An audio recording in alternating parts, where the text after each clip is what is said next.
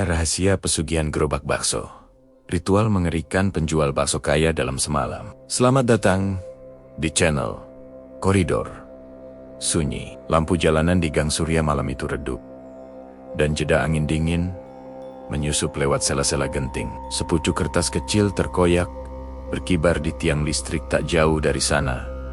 Bertuliskan, gerobak bakso harta karun, datang tengah malam, bayar harga hatimu. Arman, penjual bakso keliling yang sudah 5 tahun hidup merana, singgah di dekat kertas itu. Ia sedang menuntaskan etape jualannya malam itu setelah tetap menolak untuk pulang, berharap hari ini ada rezeki lebih. Tiba-tiba, secarik kertas itu menarik matanya. Apa ini penipuan? Gumamnya. Tapi ada sesuatu yang membuatnya penasaran. Kata harta karun dan harga hatimu terasa seperti tawaran yang terlalu mirip dengan mimpinya selama ini. Keluar dari lingkaran kemiskinan. Malam makin larut, jalanan makin sepi. Hanya dengungan lampu jalan, kerlip bintang tertutup mendung tipis, dan nafas angin seolah mendesah di antara tiang-tiang listrik. Arman mendekat pada tiang itu. Meraba kertasnya di bagian bawah, tertulis alamat gang kecil yang jarang ia dengar. Gang Jagatsari. Tanpa bisa menahan rasa ingin tahu, Arman memutuskan, setelah selesai lapak terakhir, ia akan menuju Gang Jagatsari. Ia tak tahu bahwa malam itu hidupnya akan berubah.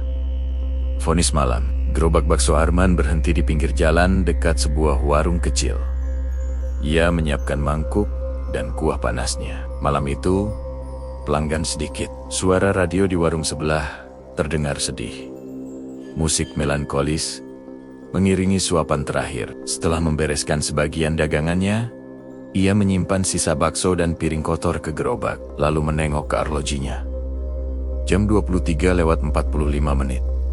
Ia berjalan pelan ke arah Gang Jagatsari, ditemani suara desir angin dan suara jangkrik. Gang itu berliku dan remang. Penerangan hanya dari satu lampu kuning tua di tengah gang. Di bawah lampu itu berdiri seorang pria kurus berkain sarung. Wajahnya tenggelam dalam bayang. Di tangannya tergenggam sebuah gerobak kecil, tapi bukan gerobak bakso biasa. Gerobak itu tampak usang, dengan ukiran aneh di roda dan palang kayu yang seperti ditoreh simbol-simbol aneh. Pria itu menoleh, mata mirip bara merah. "Kau Arman?" tanyanya dengan suara serak. Arman mengangguk, gugup. "Aku punya tawaran untukmu. Gerobak ini bisa membuatmu kaya dalam 1 malam, tapi harganya besar." Arman nyaris tertawa sarkastik. Ia hidup susah, hutang menumpuk, istri dan anak menunggu di rumah. Apapun tawaran ini, mesti ia dengar. Pria itu menawarkan ritual pesugihan, gerobak bakso yang diberi sesajen, dan mantra khusus. Setiap bakso terjual akan membawa keuntungan luar biasa, tetapi jiwamu akan menjadi sandera jika kau gagal melunasi perjanjian dalam 7 hari. Arman ragu, tapi suara di hatinya berteriak, inilah kesempatan. Ia menandatangani kontrak dengan darah kelingkingnya, menerima gerobak kuno itu, dan pulang sambil membawa mimpi baru serta bayangan ancaman. Keajaiban malam pertama. Keesokan harinya, Arman menarik gerobak itu sebagai pengganti gerobaknya sendiri. Ia campurkan bakso, kuah, tusuk. Gerobak diberi hiasan kain merah, dupa, dan simbol-simbol kecil semacam sesajen. Malam tiba, dia memanggil suara dagangannya malam itu. "Bakso panas, bakso keajaiban." Suara dagangannya menggema ganjil, seperti bergaung di relunggang. Orang-orang dari gang dekat berdatangan, penasaran.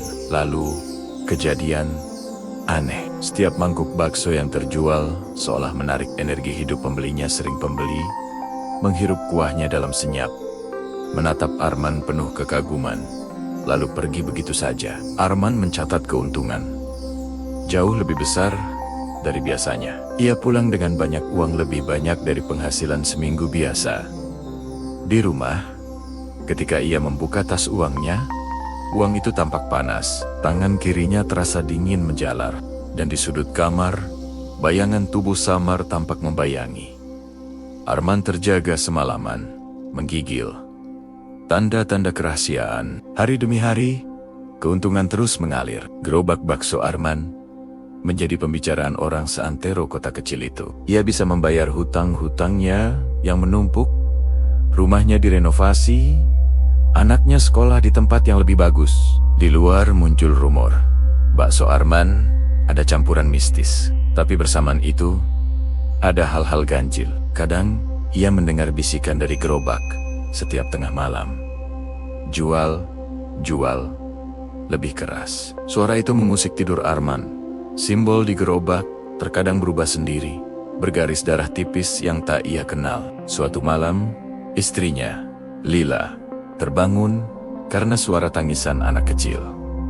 Ia menyusuri suara itu ke ruang belakang. Ia melihat bayangan bocah menatap dari balik gerobak. Bocah itu menghilang ketika Lila menyalakan lampu. Ia ketakutan memanggil Arman.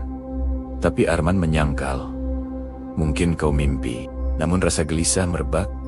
Apakah pesugihan ini membawa sesuatu yang salah? Dilema moral dan konsekuensi. Seminggu menjelang jatuh tempo perjanjian gaib itu, Arman mulai merasakan beban. Dalam mimpinya, ia selalu melihat sosok menuntut pembayaran. Darah, jeritan, dan bayangan hitam. Dalam bisik batinnya, ia sadar. Keuntungan itu bukan cuma materi. Ada yang dikorbankan. Ia mencoba menghentikan ritualnya malam itu. Tapi gerobak menjadi sulit dipindahkan. Roda terasa berat. Di dalam gerobak, ia menemukan sketsa wajahnya sendiri digambar di dinding bagian bawah gerobak dengan tulisan murahan. Waktu habis, 3 malam lagi. Ketakutan mencengkeram. Ia tak bisa mengembalikan gerobak, tidak bisa membongkarnya. Seolah ada ikatan gaib yang mengikatnya. Lila menanjis. Kembalikan semua, lepaskan semuanya. Tapi Arman merasa terlalu jauh. Ia pun memutuskan, malam terakhir akan ia keluarkan semua uangnya. Lalu coba batalkan perjanjian di tempat semula, Gang Hagatsari.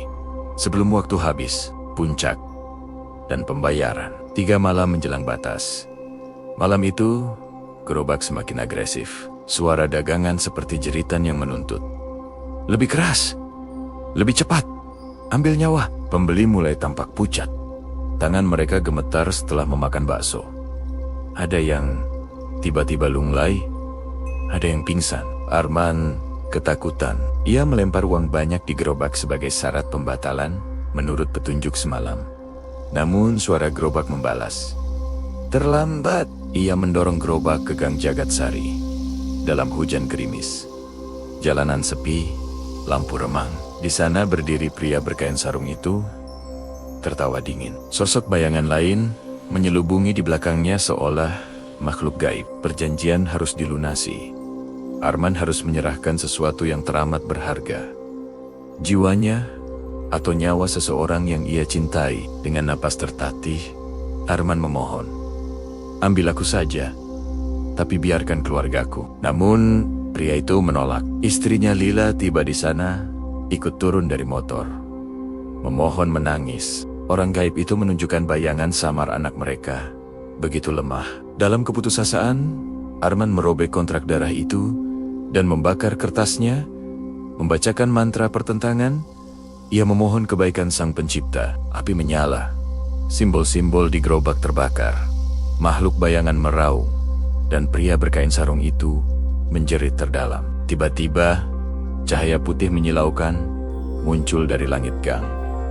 Angin besar, gemuruh, gerobak terbakar habis jadi abu di tengah malam. Arman roboh, kehilangan kesadaran. Bayangan abu dan harapan baru. Arman terbangun di rumah sakit keesokan harinya. Lila di sisinya, anak mereka menangis lega. Mereka selamat, gerobak telah lenyap. Tak pernah ditemukan jejaknya. Beberapa minggu kemudian, Arman mulai berdagang bakso lagi dengan gerobak biasa. Pendapatannya biasa saja, tapi ia merasa bebas. Ia merasa seperti dibebaskan dari beban yang mengikat. Setiap malam, ia sering bermimpi. Bayangan bergerak di pinggir gang, suara berbisik. Namun kini ia tahu, kekayaan instan seringkali menyembunyikan kutukan paling kelam. Dan di tengah malam, kadang ia mendengar suara pelan, jual, jual, lebih keras. Tetapi kini, ia cukup kuat untuk menolak menyahutnya.